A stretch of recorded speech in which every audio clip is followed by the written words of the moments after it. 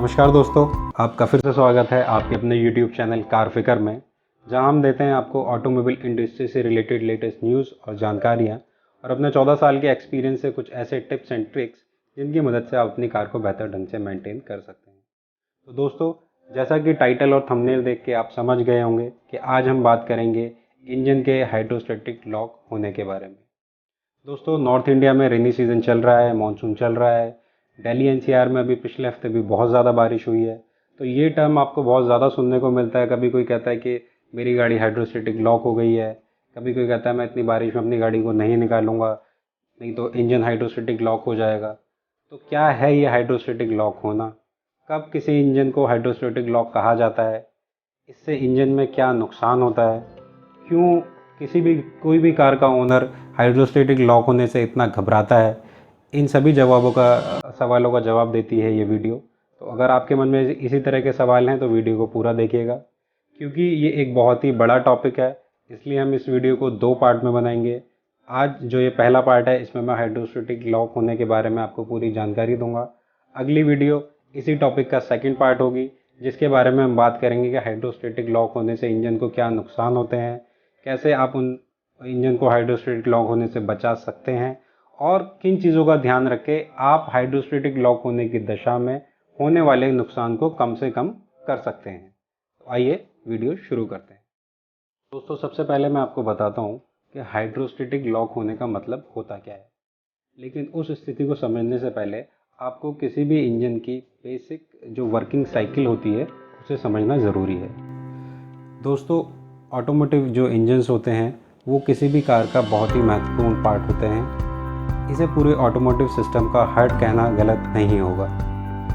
Engine का काम chemical energy को मैकेनिकल एनर्जी में कन्वर्ट करना होता है। सिंपल भाषा में अगर मैं आपको समझाऊं तो इंजन का काम होता है फ्यूल को बर्न करके गाड़ी को चलाने के लिए रोटेशनल मूवमेंट प्रोवाइड करना। इस काम को करने के लिए इंजन अपने अलग अलग पार्ट्स का सहारा लेता है और इस काम को 4 स्ट्रोक्स में कंप्लीट करता है। ये 4 स्ट्रोक होते हैं इनटेक या सक्शन स्ट्रोक, दूसरा कंप्रेशन स्ट्रोक, तीसरा पावर स्ट्रोक और चौथा एग्जॉस्ट स्ट्रोक। अब इन 4 स्ट्रोक्स को अगर हम समझें तो इनटेक, जैसे मैं आपको एग्जांपल दे रहा हूँ अभी किसी भी बेसिक पेट्रोल इंजन का, 4 स्ट्रोक पेट्रोल इंजन का, तो इनटेक स्ट्रोक में एयर और फ्यूल का मिक्सचर इनटेक वाल्व के थ्रू सिलेंडर में एंटर होता है।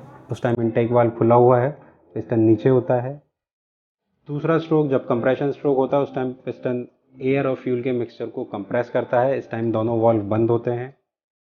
इसी टाइम पे जो स्पार्क प्लग है वो उसमें इंजन में स्पार्क करता है और पावर स्ट्रोक जनरेट होता है, जिसमें अगेन पिस्टन नीचे जाता है। चौथा स्ट्रोक जो कि एग्जॉस्ट स्ट्रोक होता है, उस टाइम पे पिस्टन वापस ऊपर की तरफ आता है, एग्जॉस्ट वाल्व खुल जाता है और जो एयर और फ्यूल का मिक्सचर जो बर्न हो चुका है वो एग्जॉस्ट वाल्व से होते हुए एग्जॉस्ट सिस्टम में जाके एटमॉस्फेयर में छोड़ दिया जाता है। तो ये 4 स्ट्रोक होते हैं किसी भी इंजन में।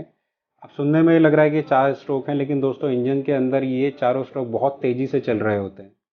आप इस बात का अंदाज़ा इस चीज़ से लगा सकते हैं कि जो ये 4 स्ट्रोक मैंने आपको बताए हैं, 4 स्ट्रोक में क्रैंक शाफ्ट अपने 2 राउंड कंप्लीट करती है। जिस टाइम आपकी गाड़ी आइडल पे भी खड़ी है, आपने केवल स्टार्ट की हुई है, आप कुछ भी उसको एक्सीलरेट नहीं कर रहे हैं, उस कंडीशन में भी आपकी गाड़ी 700 से 800 आरपीएम पर मिनट, राउंड पर मिनट पे इंजन घूम रहा होता है। तो आप अंदाज़ा लगा सकते हैं कि चारों स्ट्रोक इंजन में कितनी तेज़ी से काम कर रहे होते हैं और उस टाइम इंजन कितनी तेज़ी से घूम रहा होता है। तो प्रॉब्लम तब आती है जब आप अपनी गाड़ी किसी वाटर लॉक्ड एरिया में लेके जाते हैं या आपकी गाड़ी किसी ऐसे एरिया को क्रॉस कर रही होती है जहाँ पे पानी भरा होता है और अगर पानी का लेवल इनटेक सिस्टम तक पहुँच जाता है। इनटेक सिस्टम का काम दोस्तों एयर का, जो हमें जब इंजन को चलाने के लिए एयर और फ्यूल के मिक्सचर की ज़रूरत होती है, तो इनटेक सिस्टम का काम है कि एटमॉस्फेयर से एयर को इंजन के सिलेंडर तक पहुंचाना। तो अगर आपका जो पानी है, जो भरा हुआ पानी है, उसका लेवल किसी तरह से इनटेक सिस्टम तक पहुंच जाता है, तो जिस रास्ते से एयर जानी चाहिए थी इंजन के अंदर, उस रास्ते से पानी चला जाता है। मॉडर्न इंजन्स में वॉल्यूमेट्रिक एफिशिएंसी को एनहांस करने के लिए टर्बोचार्जर्स लगाए जाते हैं, जिनका काम ही ये होता है कि ज़्यादा से ज़्यादा एयर को एटमॉस्फेयर से खींच के इंजन के अंदर भेजना। बट इस कंडीशन में जब पानी से भरे हुए एरिया को आप क्रॉस कर रहे हैं तो एयर की जगह वो उतनी ही ज़्यादा मात्रा में पानी को सक करके इंजन के अंदर भेज देते हैं।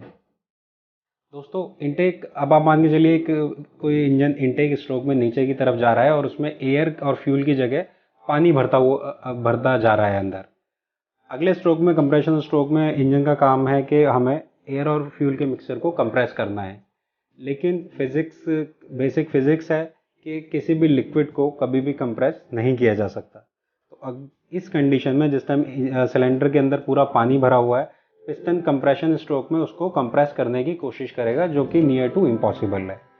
इस कंडीशन में जिस टाइम इंजन बहुत अपनी पूरी तेज़ी के साथ घूम रहा है, पूरी अपना फुल फोर्स के साथ इंजन घूम रहा है, उसके अंदर पानी आ गया है और एक कंपोनेंट उसको कंप्रेस करने की कोशिश कर रहा है, जो कि कंप्रेस हो नहीं सकता। कंडीशन में होगा क्या, जब पानी कंप्रेस हो नहीं सकता, इंजन अपनी पूरी ताकत के साथ पानी को कंप्रेस करने की कोशिश कर रहा है, इसका एडवर्स इफेक्ट होगा। जो पिस्टन की कनेक्टिंग रॉड है, या तो वो बैंड हो जाएगी या टूट जाएगी, वो किसी और कंपोनेंट को डैमेज करेगी, क्रैंकशाफ्ट आपकी बैंड हो सकती है।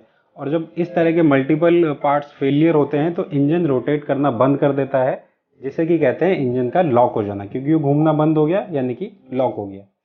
इंजन की इसी कंडीशन को हाइड्रोस्टेटिक लॉक कहा जाता है। हाइड्रोलिक लॉक होने की दशा में इंजन के पार्ट्स बहुत ही सीवियर तरीके से डैमेज हो जाते हैं। मोस्ट ऑफ द केसेस में इंजन को रिपेयर करना पॉसिबल नहीं हो पाता है और कंप्लीट इंजन असेंबली को ही चेंज करना पड़ता है, जिसमें कि अगेन बहुत ज़्यादा टाइम इन्वॉल्व होता है, बहुत ज़्यादा कॉस्ट इन्वॉल्व होती है। और कई बार अगर उसे गाड़ी को सही तरीके से रिपेयर नहीं किया गया तो उसकी जो परफॉर्मेंस है वो भी बहुत ज़्यादा हैम्पर होती है।